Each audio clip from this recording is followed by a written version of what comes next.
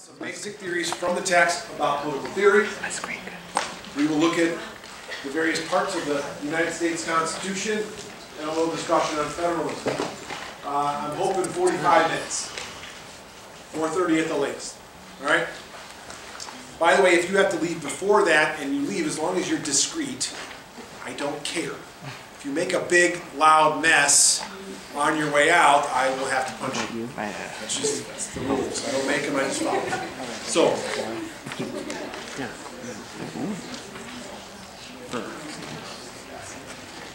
all right. So, if you took me in class and we read chapter 1 about Wilson talks about who governs and to what end, right? There's power to do something, and then there's legitimate authority to do something, and those are two often different things.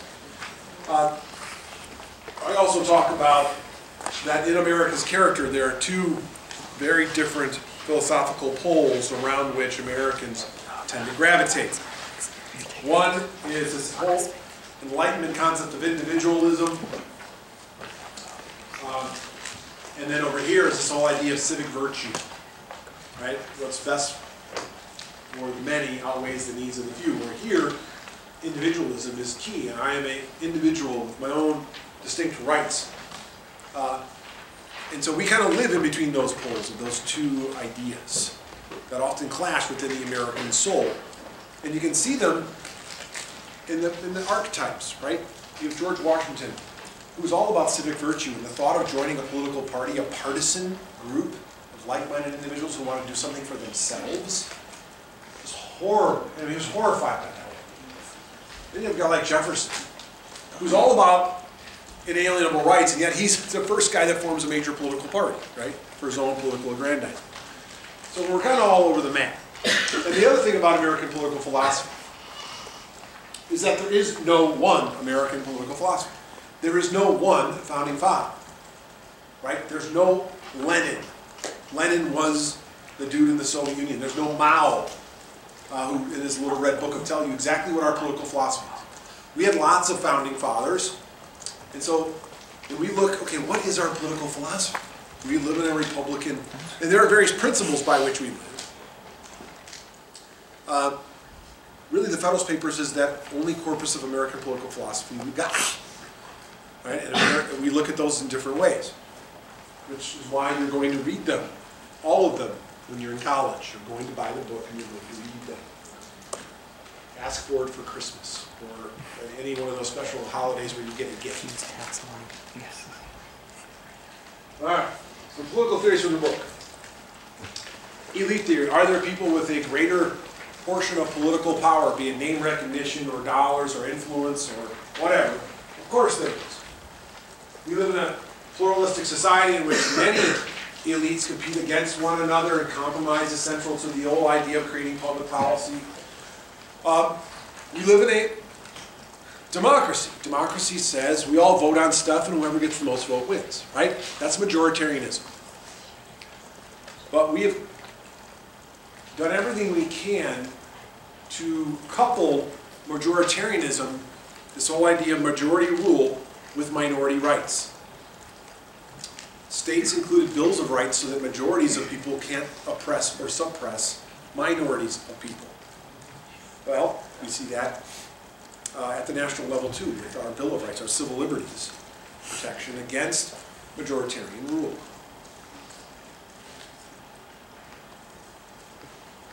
We do not live in Greece. We live in Rome. Greece is an example of direct democracy, in which people would be at the agora, that all vote on something, whatever the majority is, that was it. We don't live there, guys. We live in Rome. But progressive reforms have instituted direct democracy ideas into our system. Lots of states have adopted concepts of direct democracy. These are 3 examples of them.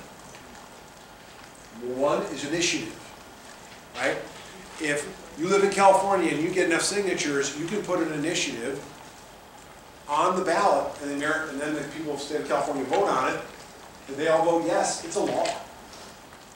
It can trump the state legislature. Number 2, a referendum.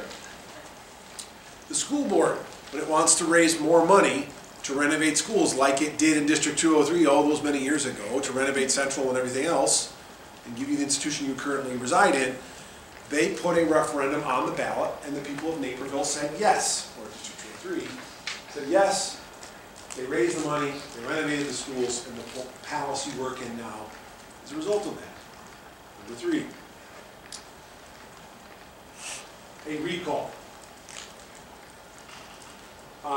We know that's Rod Blagojevich, one of our governors, as is tradition in Illinois, as I've always told you.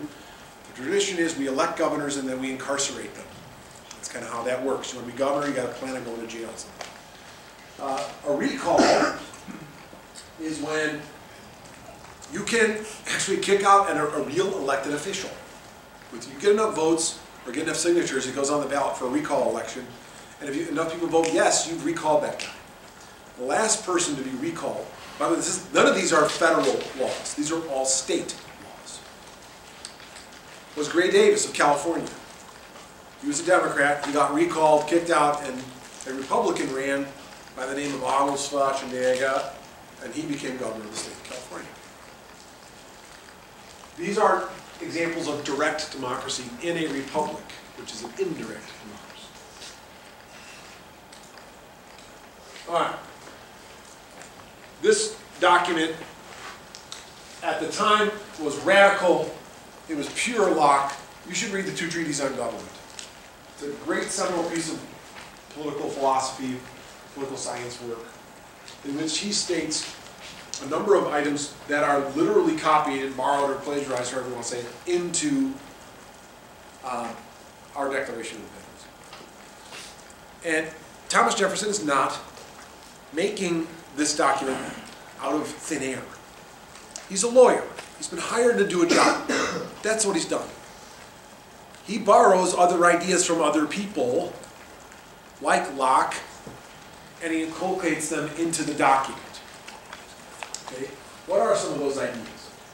One, that we are bound by our Creator with inalienable rights. Right? Rights don't come from government. Rights come from God. God gave us the medieval notion that if I reside in a town, I live by the town's charter. And if that town affords individuals who reside in that town certain rights, well, I'm lucky. If I get kicked out of that town, if I get exiled, I lose those rights.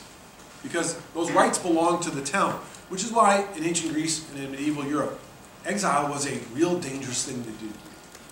If you got exiled, you're in trouble. The rights come with the town. If I'm in the town, I have the rights. If I'm out of the town, I don't have the rights. This guy's saying something fundamentally different than we took ancient medieval. This is a leap intellectually, perhaps theologically, away from that notion that charters, kings grant rights, charters grant rights, cities grant rights, other institutions of man grants rights. It says, no, no, no, no. God grants rights. And what are our rights? Life, liberty, and pursuit of happiness. And why are governments instituted amongst men? To protect our rights. And then the logical step comes one further. And if that government chooses not to protect our rights in a way that we want, we have the right to abolish that government and create a new one. The King of England, the King of France, the Tsar of Russia, the Emperor of China, the Shogun in Japan would have been shocked by that notion. Governments either protect our rights or we get rid of them. Which is why we have bloodless revolutions every 2 years at the federal level. Right? Where we re-elect 435 members of the House, 1/3 of the Senate, and every 4, a president. The tanks don't roll in the streets and firing squads don't roam this countryside. Pretty amazing. All right, we know the Articles of Confederation had 5 fundamental weaknesses. Could not tax, could not control commerce, could not effectively raise an army and a navy, had no institutional executive, had no institutional judiciary. Had no judiciary, so it could not resolve problems between states. Remember I told you about Vermont and New Hampshire? Vermont broke away from New Hampshire. It was actually an independent country for a short time. Think about it. Bernie could have been king of his own little country. And we would not have had to worry about him. But Vermont actually came into the Union, right? There was no army. If those two countries, Vermont and New Hampshire, were going to battle with each other, the national government had no army to deal with it. Right? There were fundamental weaknesses to the government. And there's an economic downturn in the 1780s. So the states start to compete with one another, and they start arguing with one another, and there's no federal judiciary to solve disputes between states. The fundamental weaknesses in the Articles were real, and they couldn't be solved seemingly because it takes 13 out of 13 states to amend the Articles, doesn't it? 9 out of 13 to pass a law. It became almost impossible. Not one amendment to the Articles was ever made. Couldn't get 13 to agree. Unanimity is almost impossible. Especially states that were so different. And then the thing that broke the camel's back, obviously, the Shays' Rebellion, scared the pants off everybody. If it could happen there, they all said it could happen anywhere. And then they had a meeting in Annapolis, Maryland, mostly on navigation rights. And they actually found that they could find common ground. They actually, shocker, agreed on stuff. And they said, hey, let's meet again. And the guy that hosted that meeting was at Mount Vernon. Who lives there? Yeah, Jorge, the big guy himself, said, let's have a little chat. Because he wrote, we've got to solve these problems. And if we don't solve these problems soon, we're going to lose the next war. That's what he said. We won the first one by the skin of our teeth, guys. We just beat the British by this. The next time the British come back, we won't be able to beat them if we are not unified. So we had a meeting at Mount Vernon. No, is it Mount Vernon then Annapolis or Annapolis and Mount Vernon? I don't remember. But those two meetings did occur. And those two meetings and Shays' Rebellion convinced them to show up in Philadelphia, where they scrapped the Articles altogether. We've read the Constitutional Convention, right? And went on to create the Constitution. So, at the Constitutional Convention, one of the things from your Roche reading, which you loved dearly, looking back on it, right, is that everybody wanted their slice of the pie, or in this case, cake. Each state came with their own concerns, ideas, proposed changes. And the fact that they were even willing to scrap the Articles tells me that they weren't necessarily against the idea of the Constitution. Even the anti-federalists, guys that would vote no on the Constitution, were for the idea of a Constitution at the beginning. And it's at the end of that, when the final piece of paper is, okay, this is what we're going to vote on. There were enough stuff in there that these guys didn't like, that they became the anti-federalists. And the guys that did like the document, we're going to vote yes, were called the Federalists. Okay. And we get a new form of government. And what it does is it creates an institution unlike that document any had ever existed on planet Earth, except maybe it looks very similar to Rome. I mean, it's a seminal point in U.S. history, I would argue, the creation of that document. And by the way, it creates a durable institution, I'm going to knock on wood here, that has been around and survived for over almost 300 years, and let's hope to God it survives 300 more. Because what happened to the Roman Republic after about 400 years? What did it evolve into? Empire. An empire. And are we going there? Not. It happened to the Romans, so don't say it can't happen to us. So we're smarter than the Romans. We're definitely better looking. All right, so what did it create? First thing it did, it implicated the ideas of separation of powers, checks and balances, and this concept of federalism. Those three philosophies are all found somewhere in that document. Number one, Article 1 is the biggest because this institution was thought to be the most important. Look at their historical reference. After the British and a unitary form of government, what governments did we in America have? We had state legislatures, right? Then had royal governors. Then we had the First Continental Congress, which the boycotts against the British. The Second Continental Congress, which fought a war, both of which were single-bodied legislative branches, no executive, no judicial. And then an Articles of Confederation, one branch, just a legislative branch. So the only experience these guys have had is of legislative branches being the most dominant body, or the only body. So when we created a constitution, we thought this would be the most important institution of all, which is why it's the longest. And it creates two. One solves the problem of small and large states, which is the Senate, right, is happy with small states get equal representation. And in the House, based on population, big states like that. Virginia, happy. New Hampshire, happy. Bicameralism, concept you need to know.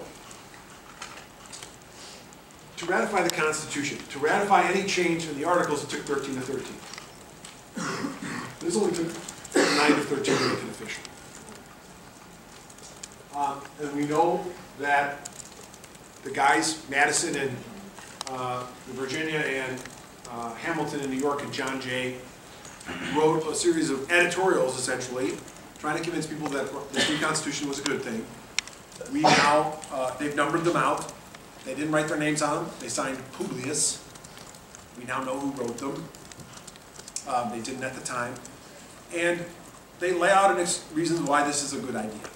We put them all together, and we call them the Federalist Papers, and there you go. And the ones you got to know, 10, 51 are the two big ones. We'll talk about those in just a sec, and we'll move on to the Constitution. 51, it's on your syllabus, for God's sake. That thing you took and picked up when you walked in on day 1 and then probably recycled on day 2 or something. You probably don't even have it anymore. If men or angels, no government will be necessary. George Washington said, government, and I'm going to paraphrase him because I'm going to get it wrong. He said, government is fire. And if you're not careful, the government can burn you. Governments can be dangerous, can become tyrannical. So in Federalist 51, they said, first thing the government has to do is be able to act upon the people. And the second thing is to control itself so it doesn't become tyrannical. Mechanisms and structure and function. How many times have I said structure and function in class? At least once a week, every time you've been sitting in front of me. Because how something is made is usually the idea of how it's going to work. I think that's the same in biology, physics, engineering, same thing in government. How would it be any different? Right, so the structures and functions we have determine how it's going to work. Okay? And then finally, Madison said, why would you build a government based on this pluralism idea of elites combating elites? That's ambition. He goes, are you going to build a government ambition? He said, yes. Yes, I am. That lots of competes have to come together, compromise, create a solution. The idea of checks and balances and separation of powers are found in this notion that each of these three branches, Montesquieu was one of the philosophers of separation of powers. He looked at ancient Rome and said, look, Rome's got a monarchy, the consuls, it's got an oligarchy, the Senate, and it's got democracy in these plebeius councils, public councils. Because that's an idea of separation of power. So no one group becomes too powerful and you have tyranny. We took the idea and made three branches: a legislative branch, judicial branch, and executive. But what did we do? We didn't leave them totally and absolutely 100% isolated from one another. We gave them, as they say in Federalist Papers, partial agency. Remember that? Partial agency over one. They can act upon one another but cannot do the other's job. That's an idea of separation of power. Now, does balance mean equal? No, it was always thought that the legislative branch would be the biggest and the other two would be salutary checks upon the first. And that's what we get. We get a legislative branch that makes law, and then the metaphor is the power of the purse, right? They control the budgets. Executive branch enforces the law. The law enforcement tool in the medieval ages was the sword, so they call it the power of the sword. And finally, the judicial branch interprets the law, and they say that's the power of the pen, right? To make law, to say what law means. All right, Article 1, the legislative branch. We know that its powers are written out. We know what powers are granted to it. Article 1, Section 8 tells us that. We know it's a bicameral institution made up of two distinct legislative bodies. Both are necessary to make law. We see in Article 9 what it can't do. It can't grant letters or letters of marque or something, whatever they call that. It can't make noble people, which ticks me off because I want to be one. But I'll never, if I live in this state, United States, I'll never become a nobleman or a duke or an earl or something. We know that Section 8, Clause 1 through 17 outlines the powers of what Congress can do. And that sucker right there, the Necessary and Proper Clause, or the Elastic Clause, which is Article 1, Section 8, Clause 18, allows it to move beyond those enumerated powers into the realm of implied powers. But remember, they always have to draw a line back to an enumerated power. Here's a couple of them. Tax, borrow money, regulate commerce, Army and Navy, declare war. Bankruptcies, counterfeits, pirates, they can go after pirates. We can actually get a letter of marque which allows, I think a letter of marque allows you to go out and be a privateer. So you go out and be a pirate, if you want, in the federal government. Article 2, the executive branch. Remember, the powers of the commander-in-chief, or the powers of the president, have not changed, but the aggregate power of the presidency has grown. We know because of two reasons. One, because the federal government became activist after the Great Depression to try to solve the economic problems. And two, the rise of the national security state after World War II. We were a global power and are still that to this day. You know, we are in the world whether we like it or not. And so the president can do all of these things, right? He is the commander-in-chief. He would argue a unitary commander-in-chief. That means no one tells me what to do. Congress can't tell me how to run a war. I can negotiate and sign treaties or executive agreements, right? I'm the chief executive. I'm supposed to enforce the law. And by doing that, I can issue something called an executive order. Telling the Congress, or telling, not Congress, excuse me, telling the government agencies what they can or cannot do. Veto. That's my involvement in the legislative process. And it's mostly in the negative, right? I either can sign it or not. Very binary. Appointment, pardon, and the State of the Union are all ancillary powers. And obviously, the appointment powers, getting people to run the government on a day-to-day basis. Pardoning power, the president can grant reprieves, pardons, or commutations, right, which is kind of a law enforcement ability of the president to waive the fact that you've done a crime. It's been used by Obama more because he's trying to reform our laws on possession of drugs. I'm not quite sure his entire philosophy, but I know he's not getting it through Congress, so he's just doing it through pardons and commutations, etc. And finally, the State of the Union address. He wants to give, most of them are done in writing, a state of how we're doing. And the third, and final big article is the judicial branch. And it says, the judicial power will reside in a Supreme Court and in such inferior courts as Congress may from time to time ordain and establish. Which means the only absolutely required court is the Supreme Court. And it doesn't say how big it's got to be. It can be any size Congress wants it to. Number 2, Article 1 creates the rest of Article 3. Congress ordains and establishes. So the first thing Congress did back in 1789 was it passed the Judicial Act of 1789, creating the first nascent judicial branch, and it has grown and evolved since. Okay? We know that 9 justices sit on the Supreme Court, you know, the final arbitrators of what the Constitution means or does not mean, or what laws go along with it or not. We call that judicial review, which is articulated first in what court case? Marbury versus Madison. That better come right off your tongue. Marbury versus Madison. Article 4 is how states interact with one another. Let me read you one clause from Article 4. And it is, right, yes. No, there it is. It says, Article 4, Section 1. These are how states get along with one another. Section 1 states, the full faith and credit shall be given in each state to the public acts, records, and judicial proceedings of every other state. And Congress may by general law prescribe the manner in which such acts, records, and proceedings shall be proved and the effects thereof. Now, that's a lot of hooey for the full faith and credit. If there's a, well, let's take this. What does this mean?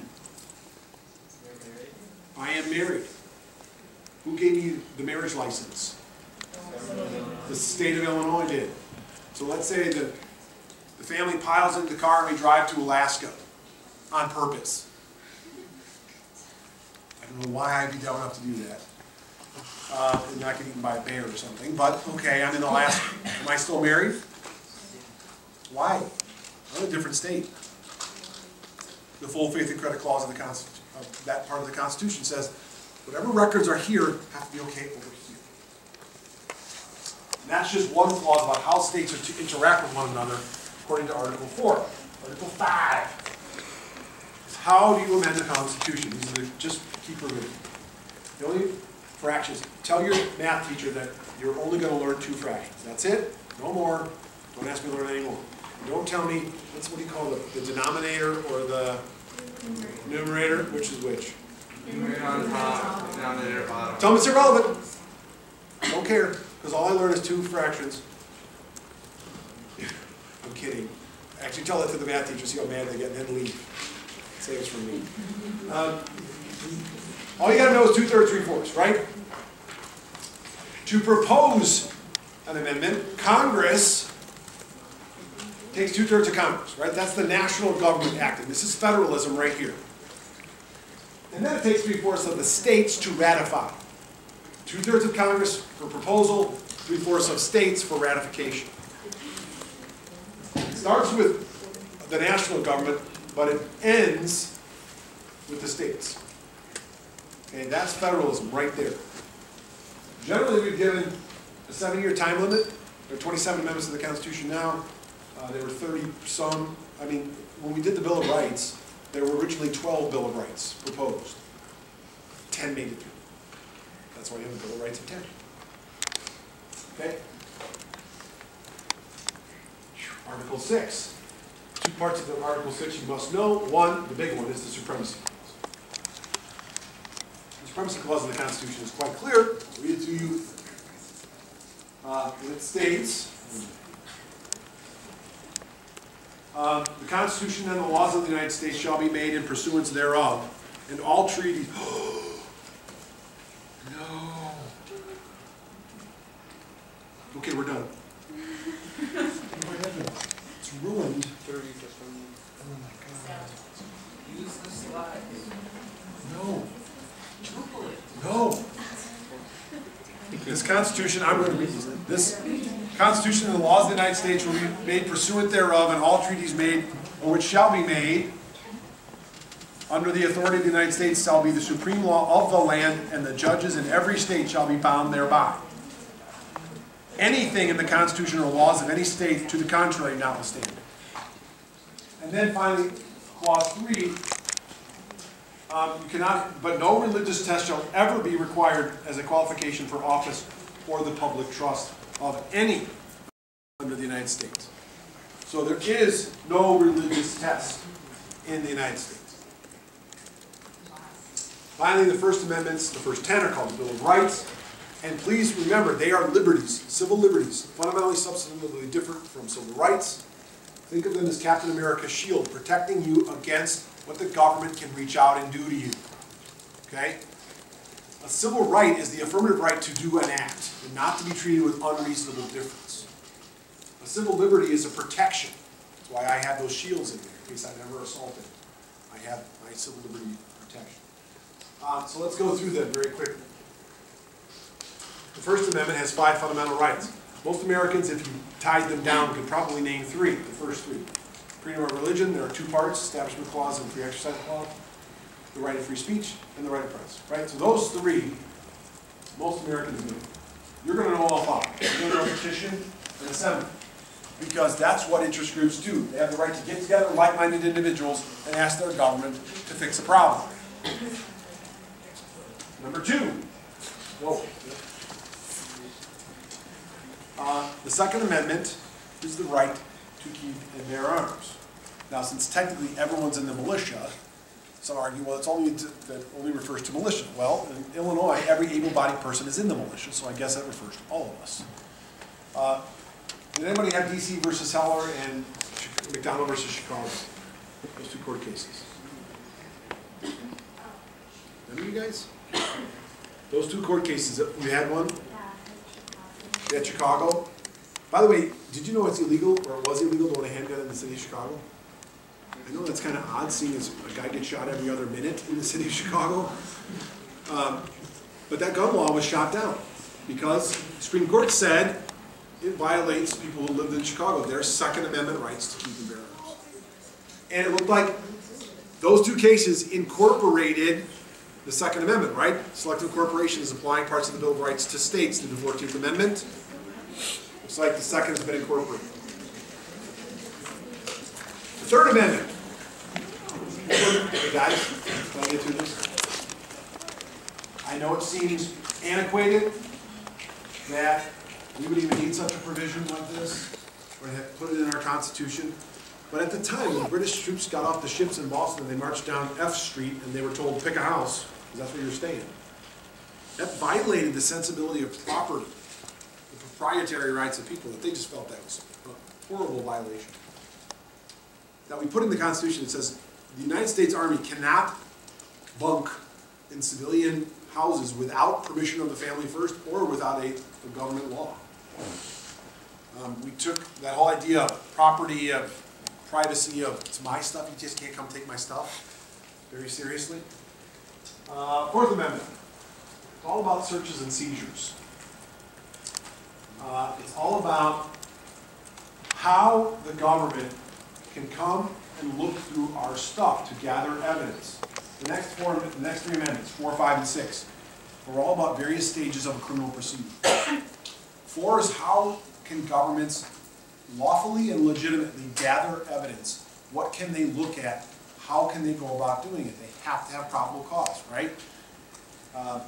They have to have a search warrant.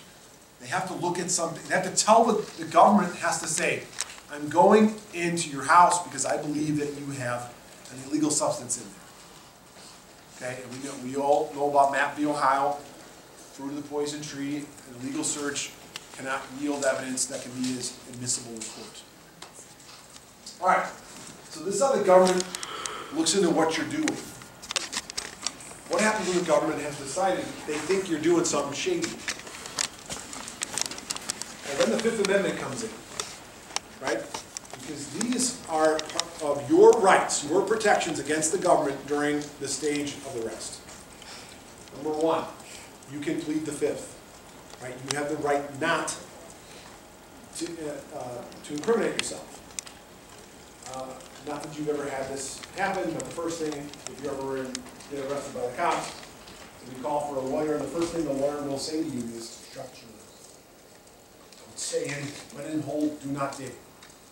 Number 2, if the federal government wants to charge you with a crime, they have to go in front of a grand jury, which is a jury of your peers, of people, actual humans, and say, here's the evidence we have that Mr. Boshensky is an actual secret leader of a giant criminal organization like the Hand or Kingpin or something like that. They have to show evidence that I'm actually that, and not just a humble government teacher, as I confessed to. If the grand jury sees the evidence, then the government can indict. But it can only do so if it follows the rules. Good morning. Or good afternoon. The Fifth Amendment Due Process Clause says the government, and think about this, the government can take your life, because they can kill you. Your liberty, which means your freedom. And they can take your property. That's a huge power to have. That's a dangerous power. That's that fire that George Washington was talking about. So to temper that, they put in the Fifth Amendment that says you cannot take away anyone's life, liberty, or property without due process of law. And that means the government has to follow the rules. It can't just make stuff up as it goes along. It's supposed to follow the rules. And when it doesn't, it's breaking its own law. Finally, double jeopardy, you can't be tried twice for the same crime. And the takings clause, that's the one they tacked on in the end, is, you all know from Mayor v. Baltimore, about taking of private property for public use. Right, that's a little separate from the other things. Notice there are 5 rights in the Fifth Amendment. Nice little hint there. How many rights are there in the Sixth Amendment? 6. Crazy like a fox. 1, you have the right to a speedy and fair trial. Number 2, you have the right to a jury if you so choose, and one that's impartial, which means you can challenge people who sit on a jury. Number 3, you get to know the charge. The government can't just make up stuff and then not tell you. The government wants to charge you with a crime. They have to tell you exactly what law you broke. And confront the witnesses who are accusing you of that crime, and call witnesses for your own defense. And finally, Sixth Amendment, you have the right to move. Right, we know that from Miranda v. Arizona and Gideon v. Wayne. Seventh Amendment. It preserves the right of jury trial in civil cases. So if it is a civil case, I run over Cassie's bike and she's suing me. How much is your bike think is worth? A couple $100? All right. Okay, $1,000? Okay, let's go with 1,000. I run over her bike, and I ran over it by accident, and then I backed up to make sure that was someone's bike, and then I ran back over it again because I heard it was Cassie, and then I went back and then drove away. And while she's doing it, she's watching me outside her window going, what are you doing? She could sue me for $1,000. And since I'm the defendant, I could ask for a jury trial under certain parameters. I'm not sure what those are. The Seventh Amendment allows that. Eighth Amendment. One tried and true method used by various kings of more or less repute of England would be to charge the nobleman who got money, and the king needs money, with a crime. They would just charge you with a crime. And the nobleman would profess to their king their undying allegiance and say, how could you possibly think I would do such a thing? And the king would say, you've committed such a heinous crime. Only 50,000 silver gold pieces will possibly take away that crime. So basically, what's he doing? He's shaking you down. That was a common tactic used by English kings. That's why this came about. This is an English law that we borrowed. English Bill of Rights. So you can't just shake down the nobility when you need cash. That's the no excessive bails or fines. Because what's a bail? You get arrested by the government, you pay the fine, you pay a bail to get out of jail, right? It's a promise that you'll show up at court. And a fine, then the kings of England would just either lock you up and imprison you before you paid the bail, or they would just charge you with the crime and then you paid the fine. Which was all made up, and you're like, and everybody kind of knew how the game was played. Well, we took offense to that, so we're not doing that. Another one is no cruel and unusual punishment. What did I just tell you in the Fifth Amendment? The government can take your life in due process of law. So the death penalty is, on its face, technically constitutional. That's a scary thing. Right? The old way they used to do it, put you in a chair and drowning you, and that's, well, I guess the 1950s. Electric chair. Ninth Amendment. The Ninth Amendment says that there are rights in the Constitution. But it also says that there are certain rights shall not be construed to deny or disparage others retained by the people. What does that tell you? Are there other rights in the universe not written in the Constitution? Yes, there is. This and the First Amendment, in my humble opinion, editorial from Gov't, are the two most important amendments. One, because speech, press, religion, petition, and assembly really outline citizens' action. This one says there are rights in the universe out there that we can articulate that are not written in the Constitution. The Constitution is not the final laundry list of what rights we have and what rights we do not have. The whole idea of right to privacy. The word privacy is not in the Constitution. We know that now. We all talked about Roe v. Wade and all the other cases. This says right here that there's other rights, like the right to privacy. So when the Supreme Court articulated that right, they connected it back to the First, Second, Third, Ninth, etc. And they did it under relatively firm legal ground. Are there more rights out there in the universe? Sure there is. They're out there, we just haven't, the Supreme Court hasn't articulated them. All right, finally the 10th Amendment reserves state power. All those powers not delegated to the national government belong to the states. Right? Like licensing. You want to be a hairstylist, you want to get a marriage license, you want to get a license as a plumber. You get those from the state. All right, concept of federalism. He wrote, Louis Brandeis in 1932, the Supreme Court said that the genius of federalism allowed states to serve as laboratories of democracy. And that there are 50 different laboratories. The old saying was, whatever California does, 2 years later, Michigan or New York, right? Because California always had this idea of progressive reforms. This concept is the fundamental tug of war or evolution of power between a national entity. I call this the geographic distribution of power. Because there's literally a place called Washington, D.C., which is the seat of the national government, and there are 50 different seats of power for the different states.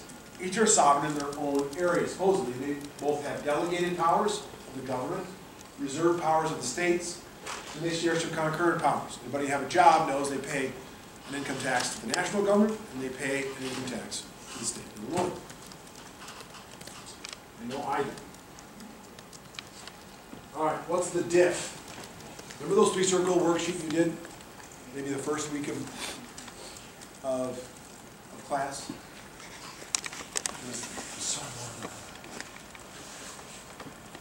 This is 3 examples of geographic distribution of power. In a unitary system, all power resides where? In the central authority. In a confederal system, all power resides in the constituent states. A federalism blends the two. And by the way, we were the first real federalist government on planet Earth under the new Constitution. Other countries like India, Germany are prime examples of adopting a type of federalism very similar to ours. Now, the Swiss cantons, okay, you know, you get an argument for them.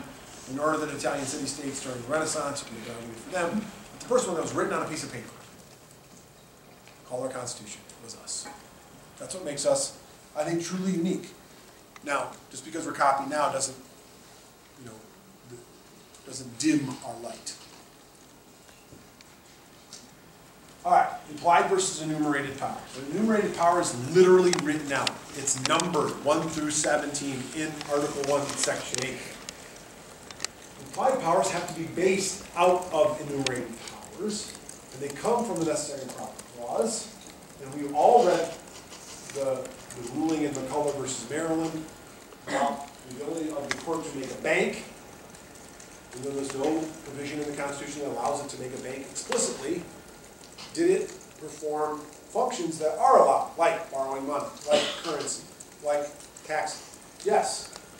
Since it's doing all those enumerated things, the bank can be a vehicle to do those. So it's implied the government can do what is necessary to get its job done. Okay? It stretches the power of the national government, which is why we call it the elastic clause.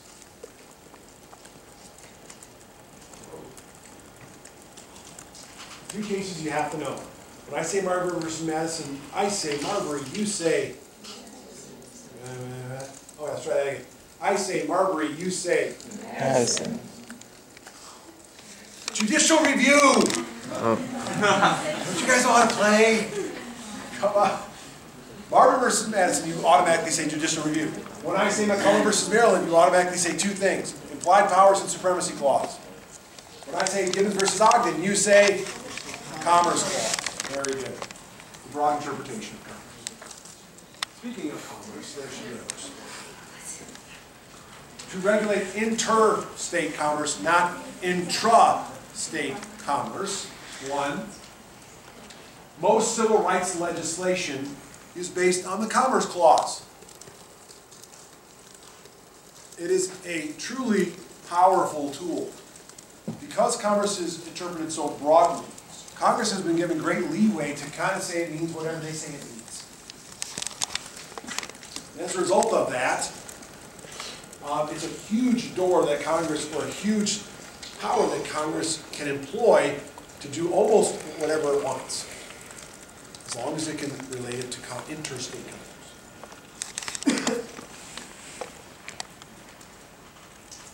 Finally, Saturday night review session, May 7th. I hope you've all X'd it out on your calendar. We're going to review, and then we're going to eat some pizza, and then lots and lots of cake, and then review a little bit, then eat some more cake, and then eat more cake, and then cake, and then maybe a little cake after that, and then we'll all go to bed. All right? It's always better to eat cake while you're doing government. All right. We'll do the tragedy of the commons later. We're good, peoples. And break. What? Thursday. There's a review session before and after school. Mr. Smith's doing sessions 246, I've got one, hold it, I got 135. You will meet Thursday morning, 8:15, dress nicely, at the bus circle, because we're going off to Government Day. Because guess who's coming to Government Day? Go Foster. Tom Skilling!